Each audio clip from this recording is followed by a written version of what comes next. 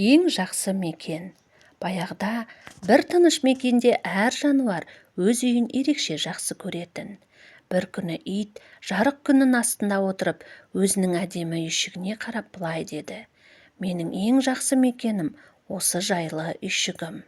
Ал биік ағашта отырған тиін мәз болып дің ішіндегі жылы ұясына үңіліп, мен үшін ең керемет орын өз ұям деп шаттанды.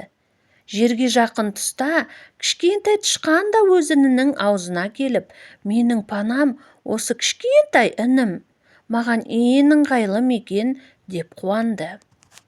Көк теңіз толқынында жүзген алып кит те қарап қалмады. Маған ең жақсы мекен кең де таза көк теңіз деп мақтанып қойды.